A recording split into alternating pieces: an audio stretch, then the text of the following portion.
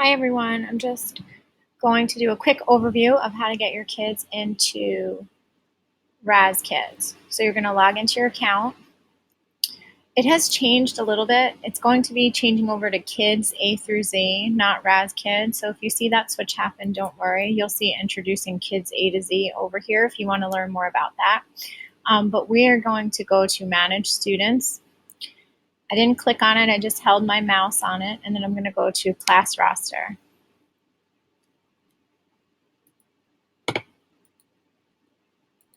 When I get to my class roster, if you still have the kids from last year, you can X them out. Or just go to Add Students. And from here, you can do it all at once. You should be able to just click on Replace My Current Roster. I already started this class. So once you replace the current roster, just put a little check in there and then press Save. You're going to come back to this area. I'll just do it again for you. Replace my current roster and then press Save. It might take a minute depending on how many students you have in there. So now it says I have 36 spaces available. I'm going to go down to transfer students because most students, if they were in the district last year, will already have a Raz Kids account. So you don't need to enter any information in. So we're going to go to transfer students and you're going to look up their name. So I'm just putting their last name and I'm going to press search.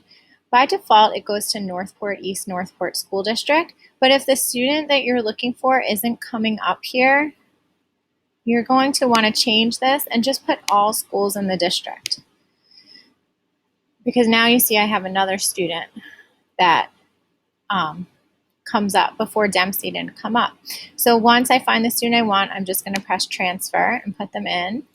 And then I'm going to go to the next student.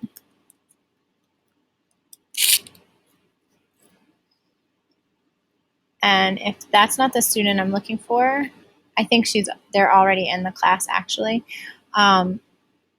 So you're looking for the students. Make sure you're in all students in the district. You should be able to find all of them. Let me know if there's students you can't find, but if there are students that you can't find, this is how you would do it. I'm going to go back to my roster first. I'm going to see who's in my roster.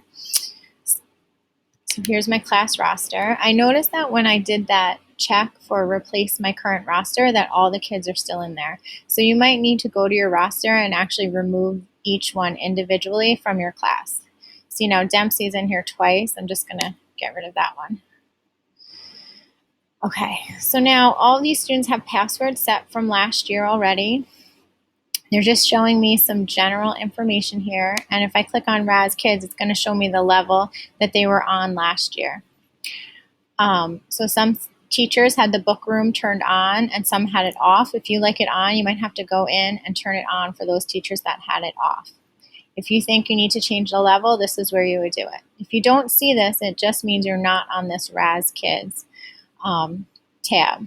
If you want to see their password, you have to be on the general tab. Okay, some parents like to put their email address in, so you'll see. Mrs. Wilson, please contact the main office. Mrs. You'll Wilson. see their email right here, but it doesn't look like any of these parents are in there. So I have a few kids that I can't find in the system, so I'm just going to do add students, and maybe they're brand new to the district. So I'm going to try one more time for this student. I know he was in the district last year, so I'm not really sure. SCHLUTER. And I'm going to make sure this says all schools in the district and press search. Oh, so he does show up. Okay, I couldn't find him last time. Maybe I forgot to do this all schools in the district. So I'm going to transfer him into this class. Now, if you have a brand new student, instead of doing transfer students, I'm just going to go back to my class roster. I'm going to click on add students. This is what all kindergarten teachers would have to do too, because none of those students would be in the system from last year. You're not going to press transfer. You just have to start typing in their name. So if I put in, this is their student login. So I would do their first name and then maybe their last initial. And then you could put their first name and last name here. This way, not the whole world can see first and last names. And you would pick their reading level. So this could be an E-school. If it's a new student, it might be tricky for you. You might want to give it like a lower, where you might begin at the beginning of the year, or one level lower. And for kindergarten, I might stay on AA, because AA are A books, but without the quizzes. So it just lets them listen and read stories. And I think this is a good place to start with them. And then you could bump them all up to A or B when you're ready and teach them about how to add the quizzes in. For password, older students may have their network password, so their initials and the last four of their eSchool ID. Or some of the younger kids, we just click on one or two red icons and they could just have a password that's a picture. So maybe Vicky would click on her name when she goes to log in and then just click on the picture of the duck. Or if you want to keep it all consistent, leave it as a text password and they would have to type that in. So you know your students best. If you think they can type in that network password twice just to get on this program, then that's fine. If you want to give them a picture to make life easier for them, then that's fine too. Okay, so I recommend giving everyone a password, because if you don't, then anyone can click on that student's name and use their account. So you're going to press save when you're all done. I'm just not going to press save because that student was pretend. And I'm just going to transfer one more student. So remember, students that are already in the system, you go to transfer students. I know this boy was in school too. And then make sure this says all students in the district. And then you look for his name or her name and you press transfer. This student isn't coming up, so I'm going to look into that.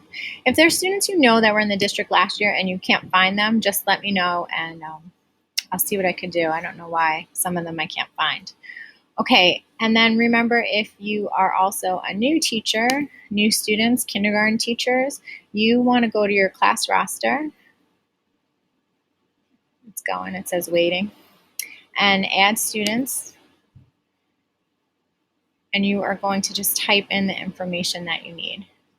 Student login, that will be visible to all students and parents. The first and last name is visible only to you, their reading level, and a password.